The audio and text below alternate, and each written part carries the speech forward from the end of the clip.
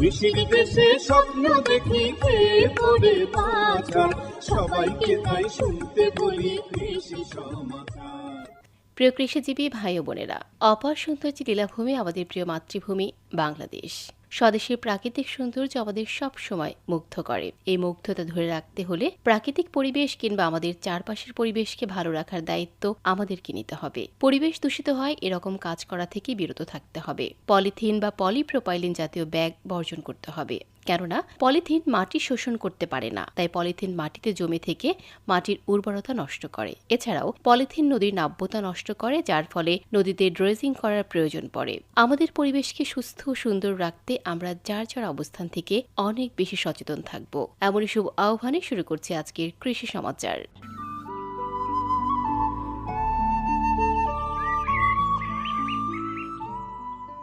শুরুতেই আমার বাংলা পর্বে তুলা ও তুলা পণ্যের উন্নয়নে গৃহীত পদক্ষেপসমূহ নিয়ে শুনবেন একটি সাক্ষাৎকার।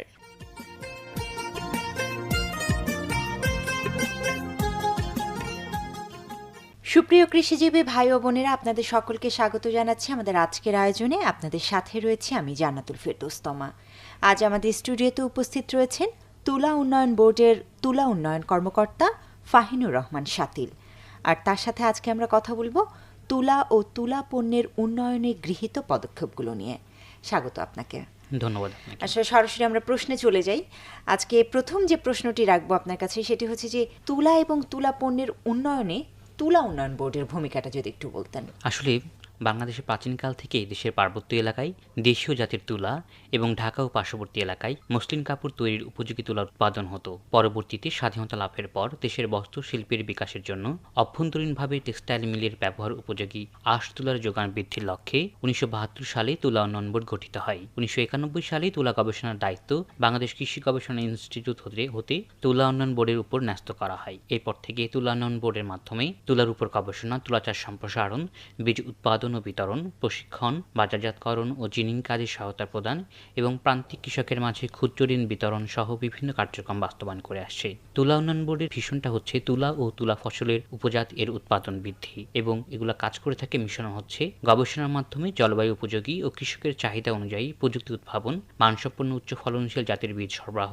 বিদ্যমান চাষ এলাকার পাশাপাশি দেশের স্বল্প উৎপাদনশীল জমিতে তুলা চাষ সম্প্রসারণ ও বাজারজাতকরণে সহায়তার মাধ্যমে তুলা উৎপাদন বৃদ্ধি করা। আপনি বলছিলেন যে তুলা উন্নয়নে গবেষণা কার্যক্রমের কথা যে গ্রহণ করা হয়েছে, তো এই যে গবেষণা কার্যক্রম গ্রহণের ফলে আসলে আমাদের অর্জনগুলো কি তুলা উন্নয়ন বোর্ডের? তুলা উন্নয়ন বোর্ডের 5টি গবেষণা কেন্দ্র এবং 3টি উপকেন্দ্রে এবং প্রকল্পের আওতায় আরও 2টি গবেষণা কেন্দ্রের মাধ্যমে কৌলিতত্ত্ব, কৃষিতত্ত্ব, মৃত্তিকা বিজ্ঞান, কীটতত্ত্ব ও রোগতত্ত্ব ডিসিপ্লিনে তুলার গবেষণার মাধ্যমে এ পর্যন্ত তুলা উন্নয়ন বোর্ডের হতে 25টি জাত এবং 60টি প্রযুক্তি উদ্ভাবন করা হয়েছে। এছাড়া 13টি বিভিন্ন জোনাল কার্যালয়ের মাধ্যমে অনফার্ম ট্রায়াল স্থাপন করা হয়। তুলা উন্নয়ন বোর্ড রংপুর তুলা গবেষণা কেন্দ্রে তুলা গবেষণার জন্য একটি জাম প্লাজম সংরক্ষণাগার রয়েছে, যেখানে 570টি তুলার জাম প্লাজম সংরক্ষণ হচ্ছে এবং গবেষণা পরিচালিত হচ্ছে। আচ্ছা, সেই ক্ষেত্রে তুলা চাষের সম্প্রসারণের ক্ষেত্রে তো পদক্ষেপ গ্রহণ করা হয়েছে, তাই না? একটু যদি জানাতেন।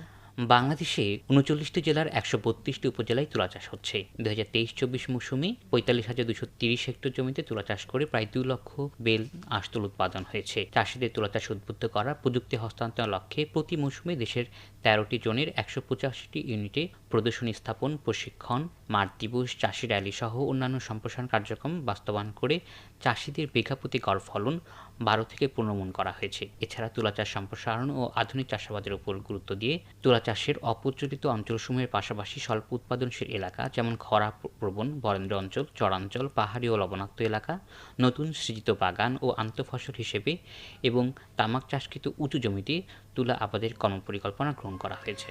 একদম শেষ একটা প্রশ্ন রাখবো, সেটি হচ্ছে যে তুলা এবং তুলা পণ্যের উন্নয়নে উল্লেখযোগ্য কার্যক্রম বা অর্জনটা যদি একটু বলতেন তুলা উন্নয়ন বোর্ডের। বাংলাদেশে তুলার সবচেয়ে ক্ষতিকর পোকা ছিল বিটি কটন। বিটি কটনটা হচ্ছে অবমুক্ত করা হয়েছে। এছাড়া বাংলাদেশে একটা ঐতিহ্য মসলিন কাপড়ের যে পুনরুদ্ধার, ফুটিকার্পাসের অনুসন্ধান এবং গবেষণার জন্য ফুটিকার্পাস নিয়ে গবেষণা কার্যক্রম চলছে। এছাড়াও তুলা গবেষণা এবং সম্প্রসারণ কার্যক্রম করার জন্য দেশীয় এবং আন্তর্জাতিক 13টি বিশ্ববিদ্যালয় এবং গবেষণা প্রতিষ্ঠানের সাথে কোলাবোরেটিভ গবেষণা পরিচালনা করা হচ্ছে এবং দেশের তুলার মান আমদানিকৃত তুলার সমমান বা এর চেয়ে অধিক ভালো হওয়ায় ইন্টারন্যাশনালি গ্লোবাল ব্যান্ড প্রাইমার্ক এবং কটন কানেক্টের সহযোগিতায় সাস্টেইনেবল কটন প্রোগ্রাম এর মাধ্যমে তুলা উৎপাদন কার্যক্রম বাস্তবায়িত হচ্ছে। এছাড়া আরেকটি বড় একটি বিষয়, তুলা থেকে ভোজ্য তেল এবং খৈল উৎপাদন হয়। খৈল মাছ এবং গবাদি পশুর খাদ্য হিসেবে ব্যবহৃত হয় এবং ভোজ্য তেল যা বাংলাদেশের কুষ্টিয়া অঞ্চলে একটি রিফাইনারি মেশিন স্থাপন করা হয়েছে, যেখান থেকে ভোজ্য তেল উৎপাদন হচ্ছে এবং বাজারজাতকরণের জন্য বিএসটিআই কর্তৃক অনুমোদন হয়েছে। আচ্ছা আচ্ছা, অনেক ধন্যবাদ আপনাকে। আজকে আপনার কাছ থেকে আসলে তুলা উন্নয়নের ক্ষেত্রে তুলা উন্নয়ন বোর্ডের নানা বিষয় নিয়ে আমরা জানতে পারলাম। ধন্যবাদ। ধন্যবাদ।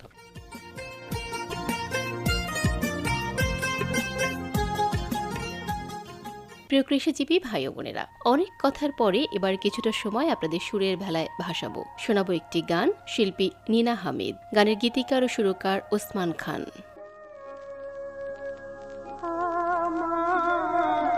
সোনার ময়না পাখি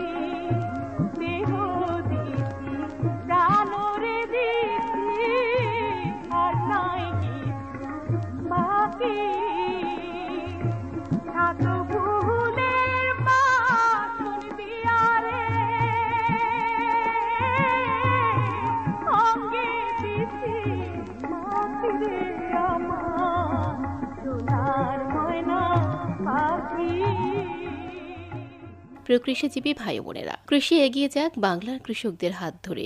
কৃষির উত্তরোত্তর সাফল্যই আমাদের কাম্য। একই সাথে আপনাদের সকলেই সুস্থ, সুন্দর, নিরাপদ জীবনের প্রত্যাশায় আজকের মতো বিদায় নিচ্ছি। আজকের অনুষ্ঠানটি পুনরায় শুনতে ব্রাউজ করুন কৃষি বিষয়ক কার্যক্রম বাংলাদেশ বেতারের ইউটিউব চ্যানেলটি। সবাইকে তাই শুনতে বলি কৃষি সমাচার, সবাইকে তাই শুনতে বলি কৃষি সমাচার।